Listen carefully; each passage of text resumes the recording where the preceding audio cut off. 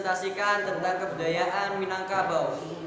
Dan saya akan memperkenalkan kelompok-kelompok saya. Nama saya Muhammad Dadat Taufik Rahman, Ahmad Zainal Fitra, Sahrul Inayatullah Hakwe, Muhammad Afif Farroji, Amalia Diliani akan menjelaskan sebuah makalah yang berjudul Kebudayaan Minangkabau.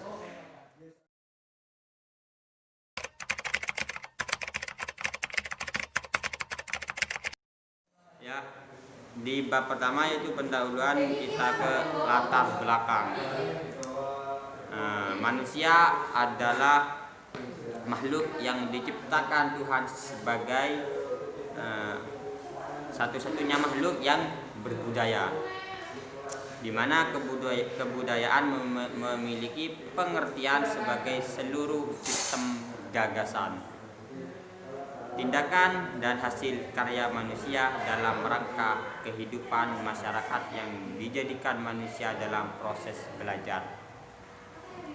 Sebelum kedatangan bangsa-bangsa barat di kawasan Nusantara ini, adat adalah satu-satunya sistem yang mengatur masyarakat dan pemerintahan, terutama di kerajaan-kerajaan Melayu mulai dari Aceh, Riau, Maluku, Malaka, Jawa, Banjar, Bugis hingga Ambon dan Ternate. Agama Islam pada umumnya terintegrasi dengan adat-adat yang dipakai di kerajaan-kerajaan tersebut. Adat Minangkabau pada dasarnya sama seperti adat pada suku-suku lainnya, tetapi dengan beberapa perbedaan atau kekhasan yang membedakannya. Kekhasan ini terutama disebabkan karena masyarakat Minang sudah menganut sistem garis keturunan menurut ibu matrilineal sejak kedatangannya di wilayah Minangkabau. Sekarang ini kekhasan lain yang sangat penting ialah bahwa adat Minang merata dipakai oleh setiap orang di seluruh pelosok negeri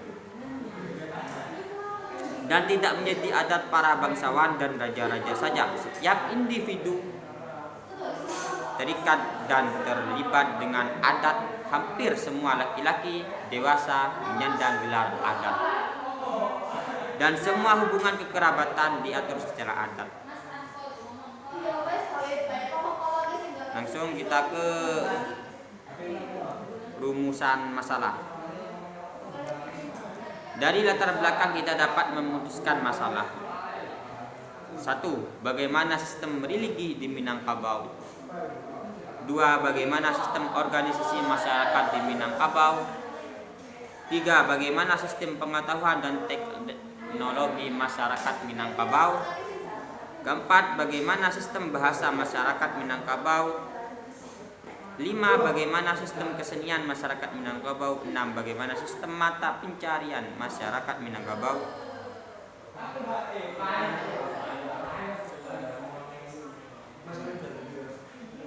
Dari rumusan masalah tadi kita bisa mengambil tujuan, yaitu tujuan untuk mengetahui bagaimana sistem organisasi sistem religi di Minangkabau. 2. Untuk mengetahui bagaimana sistem organisasi masyarakat Minangkabau.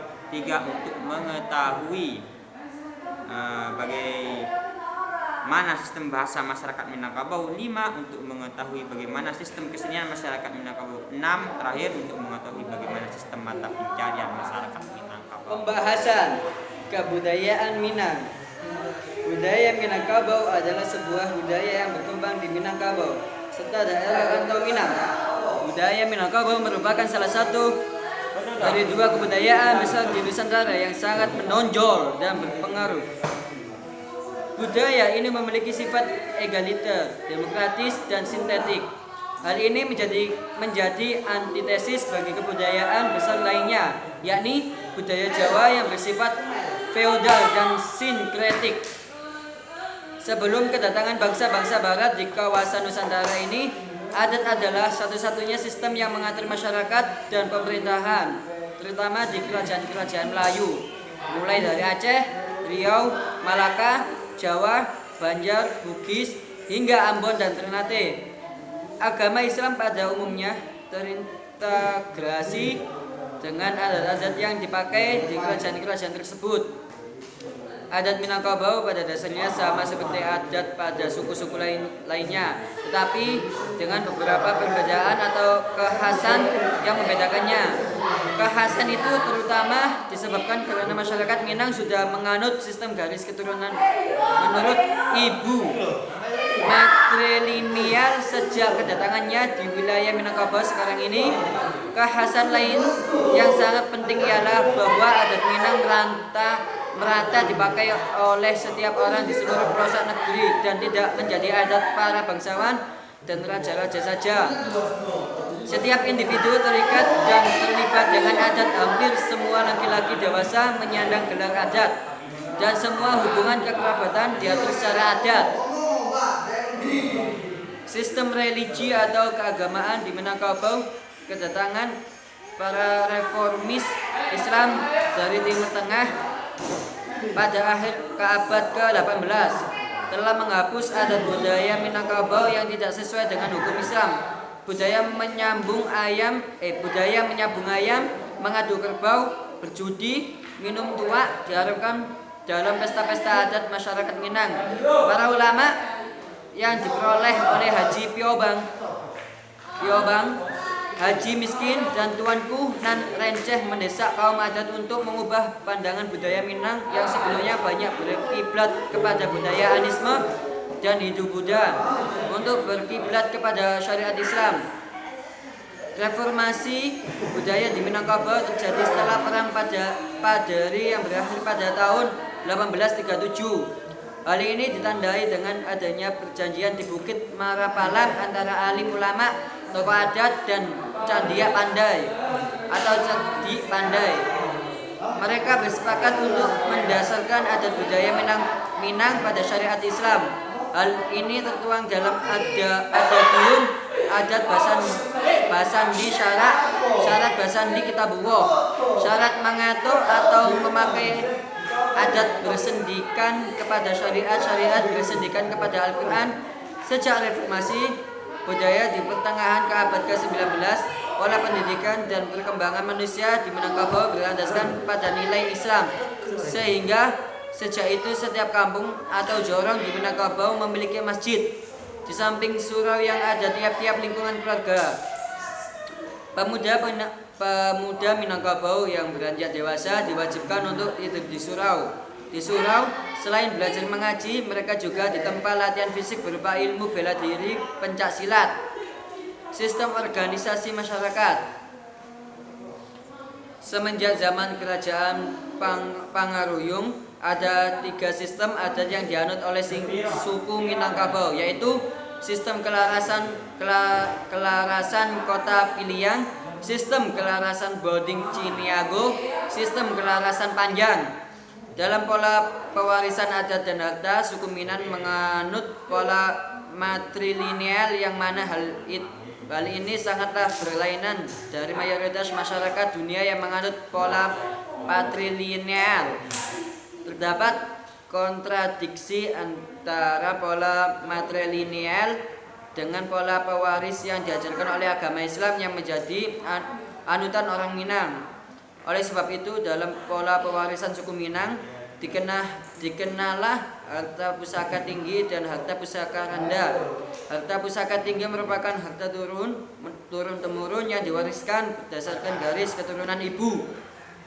Sedangkan harta pusaka rendah merupakan harta pencarian yang diwariskan secara faraid berdasarkan hukum Islam.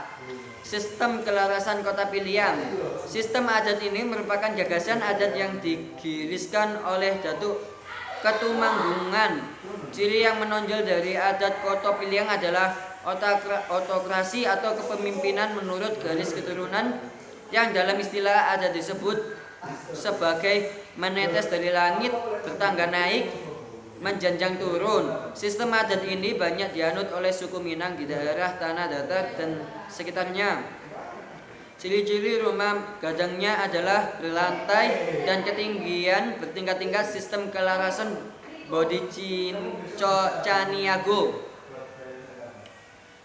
Sistem adat ini merupakan gagasan adat yang digariskan oleh Datuk Perpati Nan Sebatang. Sistem adatnya merupakan antitesis terhadap sistem adat koto pilihan dengan menganut paham demokrasi yang dalam istilah adat disebut sebagai yang membersih dari bumi, duduk sama rendah, berdiri sama tinggi. Sistem adat ini banyak dianut oleh suku Minang di daerah 50 kota. Cirinya tampak pada lantai rumah gadang yang rata. Sistem kelarasan panjang. Sistem ini digagas oleh adik laki-laki dan dua tokoh di bermego-mego. Dalam adatnya dipetangkan pernikahan dalam negara yang sama.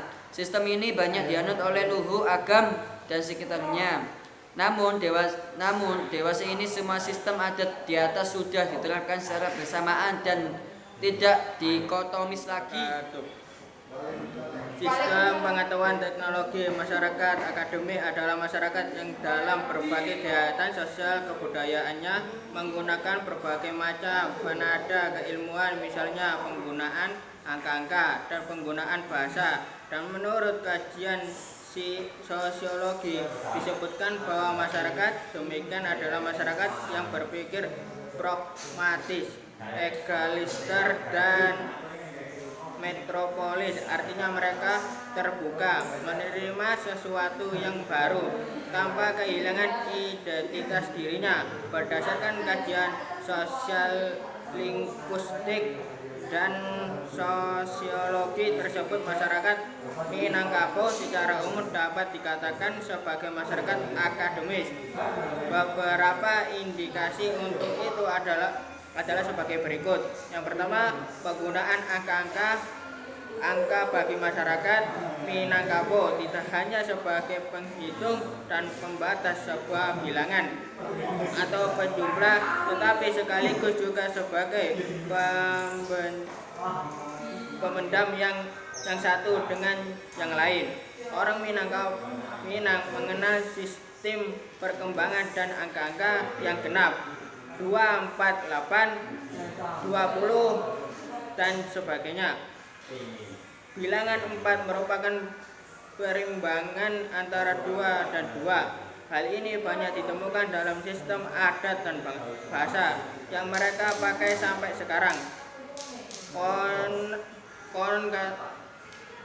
Kotonan ampe atau untuk tempat, urangnan ampe atau untuk fungsi manusia, katonan ampe atau untuk membaca dan hukum, indek tahu dinan ampe atau untuk etika dan moral, sahabat nan ampe untuk agama, langkah ampe untuk silat, pokok ampe untuk musik seluang, dan banyak lagi. Sesuatu yang 4 terdiri dari suatu keseimbangan, 2 dan 2. Siang dan malam akan berimbang, dan pagi dan sore, hilir dan mudik berimbang dengan ateh dan barwa, begitu seterusnya. Dalam perkembangan berikut, setelah Islam masuk dalam ajaran, telah mengakomodisasi sistem adat. Dalam ajarannya telah mengakomodasinya beberapa aspek masyarakat Minangkabau mengenal apa yang disebut bilangan tunggal dan banyak menuntut terminologi Islam. Tunggal atau aso atau satu dalam angka atau bilangan 1. Banyak lebih dari 1 adalah 3, 5, dan 7. Langit 7 lapis, kelabu 7 lapis, putih dan bertujuan, dan banyak lagi. Penggunaan angka-angka tersebut juga menggunakan oleh masyarakat modern bagi penada atau pembeda. Hal ini dapat dilihat dengan penggunaan nama-nama jalan, skret, 2 skret, dan seterusnya, sebagaimana yang ditemukan pada nama-nama jalan di kota besar dunia. Ditemukan seperti New York misalnya, tidak ada bedanya dengan apa yang telah diterapkan oleh Minang ketika mereka memberi nama negerinya Kotonan Ampe atau Kota Najwa Nagari nan 9 2 kali 11 6 lingkuang rantau nan asoh kurang dau pula dan seterusnya. Nomor 2, dalam penggunaan bahasa dalam sistem komunikasi, diplomasi, perundingan dan pembicaraan umum masyarakat Minangkabau lebih mementingkan kesamaan pengertian untuk setiap kata. Mereka menyadari bila pengertian untuk satu kata berbeda untuk masing-masing pihak yang sedang berkomunikasi, apalagi dalam suatu perundingan akan dapat menyebabkan kesalahan-kesalahan pengertian maksud dan tujuan. Hal semacam itu dapat disimak dalam pidato-pidato adat atau persambahan.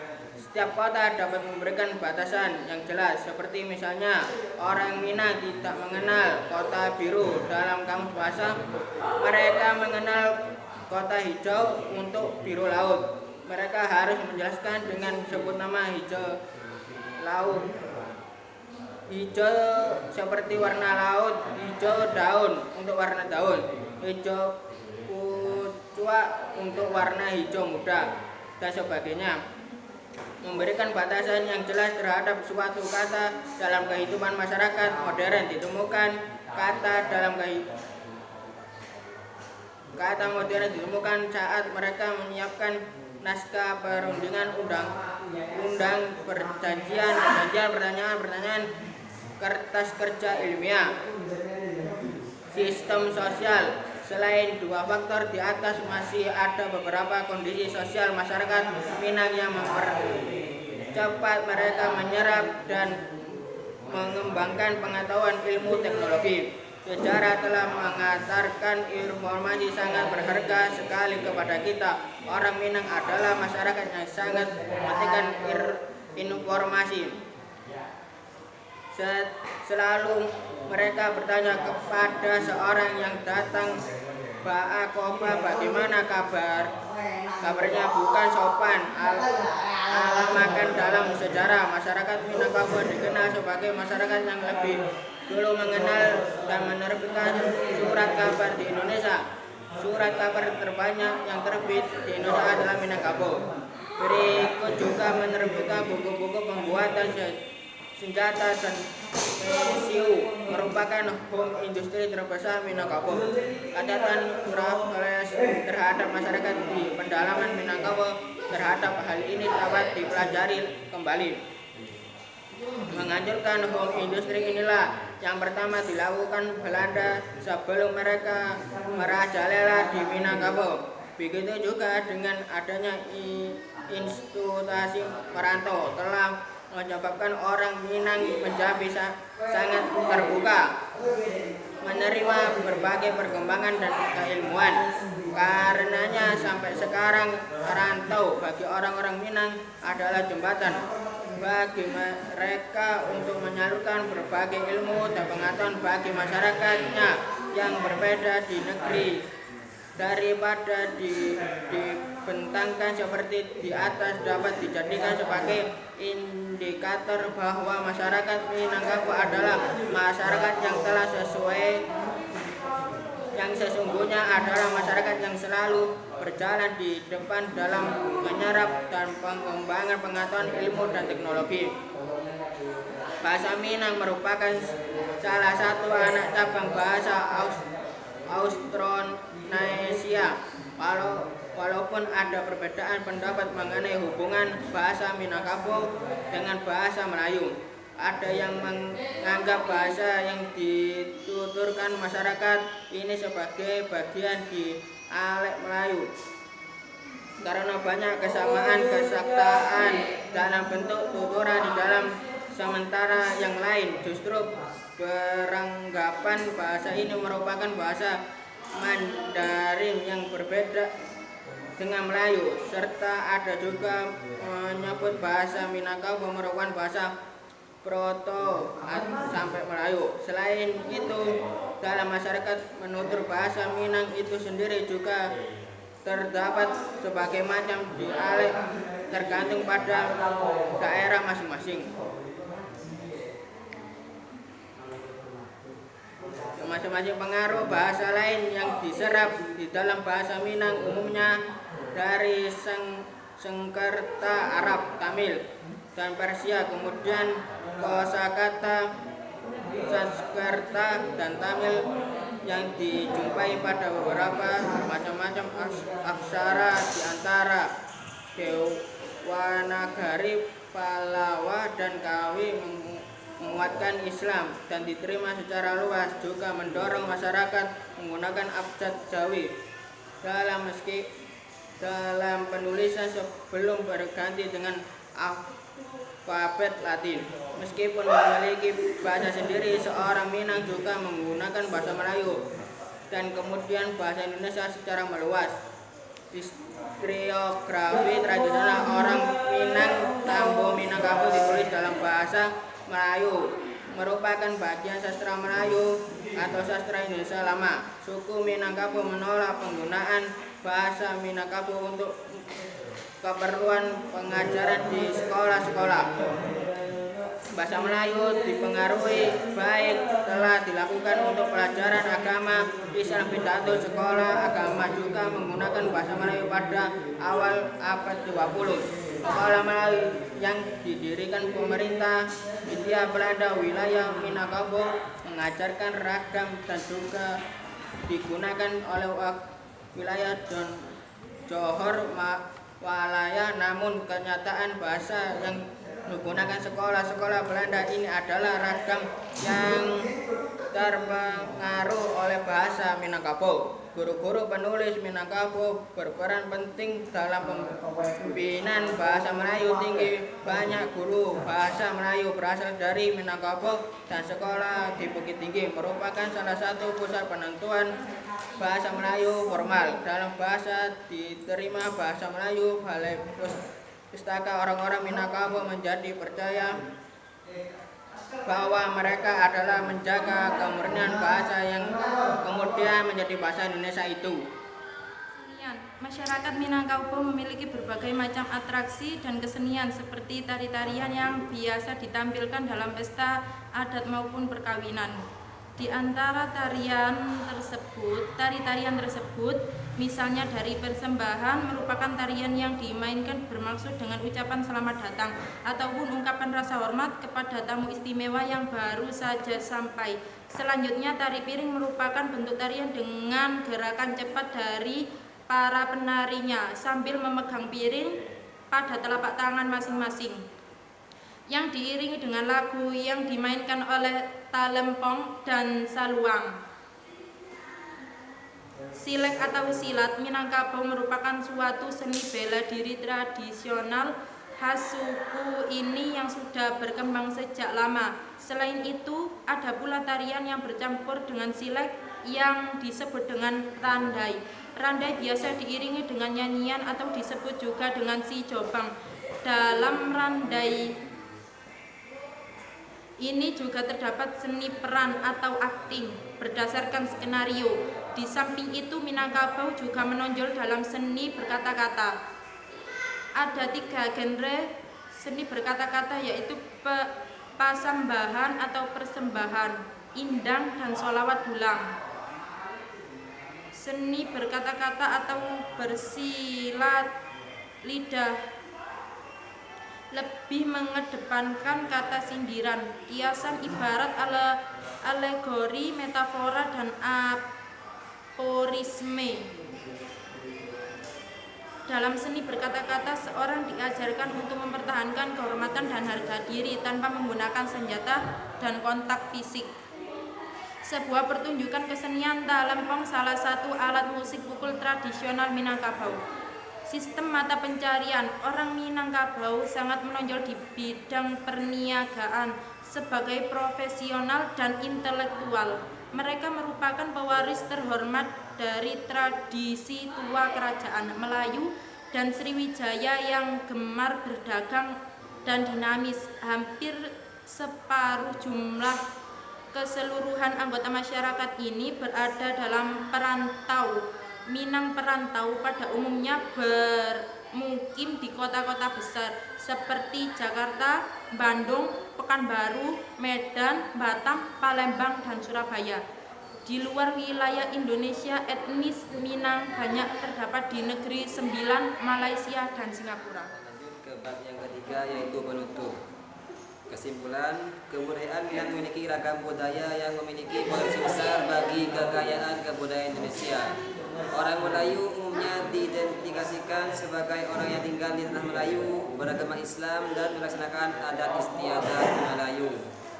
Namun sebenarnya Melayu sendiri ibarat rumah yang diisi oleh berbagai macam penghuni dengan berbagai macam jenis pandangan hidup pula dan tidak harus orang yang mendiami daerah Melayu, dikarenakan dalam perkembangan zaman Melayu memiliki berbagai macam versi.